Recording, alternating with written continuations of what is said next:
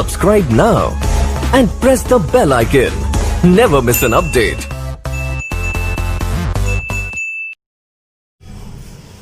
सुप्रभात बच्चों, इससे पहले जो हम लोग क्लास किए थे उसमें मैंने आपको वर्ण से संबंधित बातों की जानकारियां दी।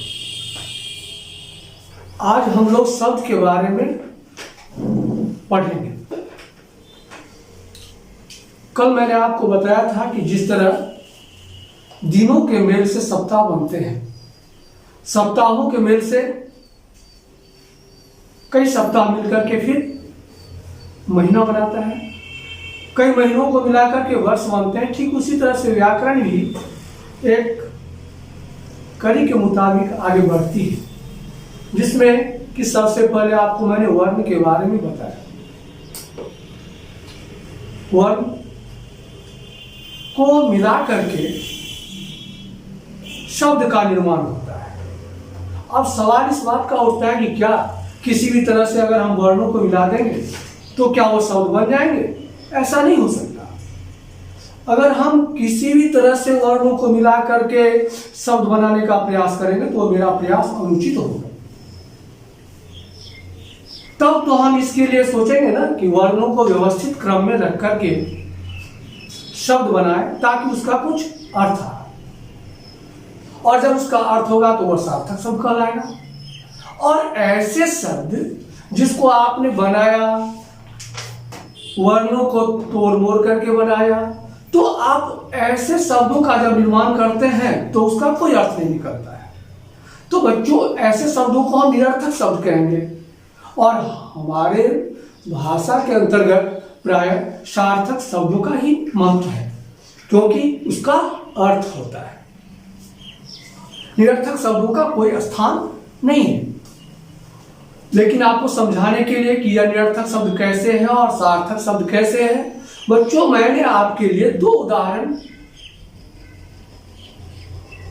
अभी दे रहा हूं।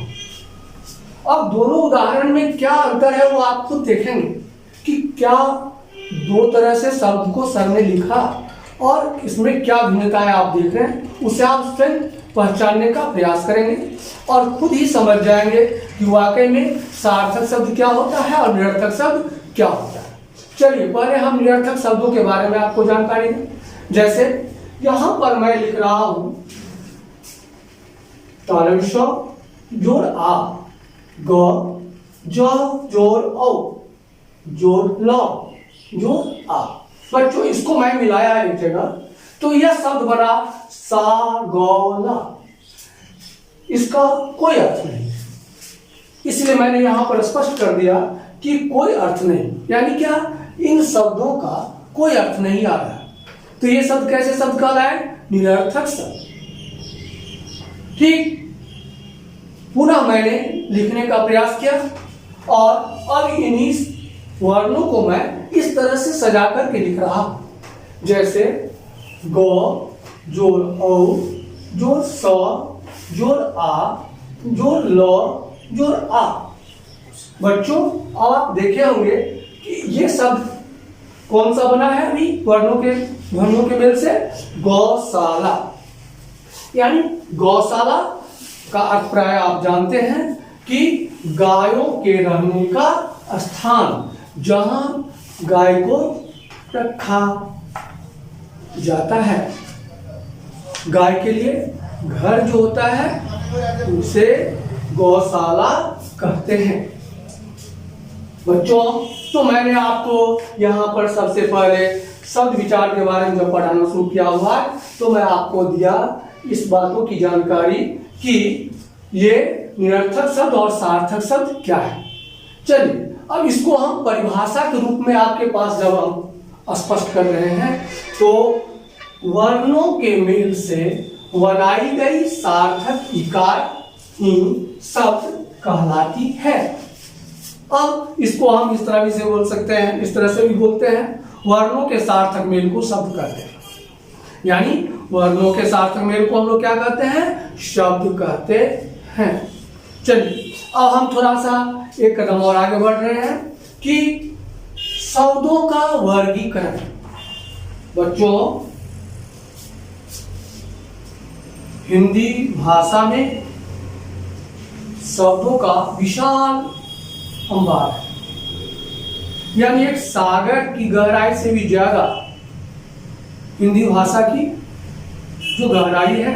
यानी आप देखेंगे कि कोई भाषा उतनी ज्यादा विकसित नहीं है जितना कि आप हिंदी भाषा के बारे में बात करेंगे। तो हिंदी भाषा विशाल सागर के समान है। अब हम शब्दों का वर्गीकरण जब करेंगे तो शब्दों का वर्गीकरण 5 आधारों पर किया जाता है। अब ये 5 आधार कौन सब हैं? तो सबसे पहले हम बता रहे हैं आपको व्युत्पत्ति कहिए या आप उसको रचना कहिए के आधार पर, यानी रचना के आधार पर। अब दूसरा जो भेद है वो स्रोत कहिए या उत्पत्ति कहिए, जो आपको करना है, जो आपको समझना है, उत्पत्ति के आधार पर। तीसरा जो भेद है वह है अर्थ के आधार पर। चौथा व्याकरणिक प्रकार के आधार पर, और फिर पांचवा प्रयोग के आधार पर।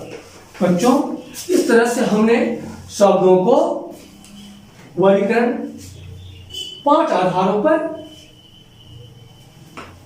किया है, और इन सभी के बारे में फिर हम वारी वारी से चर्चा करेंगे।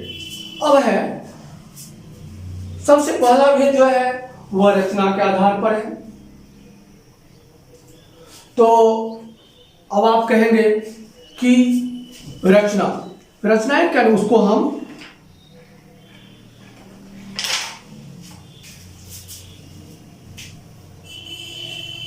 फिर आपको जब समझाना शुरू करेंगे कि रचना के आधार पर क्या है, उत्पत्ति के आधार पर शब्दों का निर्माण किस तरह से हुआ है, अर्थों के आधार पर कैसे शब्द हैं, किन किन शब्दों को अर्थों के आधार पर हम जानकारी प्राप्त कर सकते हैं, व्याकरणिक प्रकार के आधार पर क्या है, प्रयोग के आधार पर क्या है।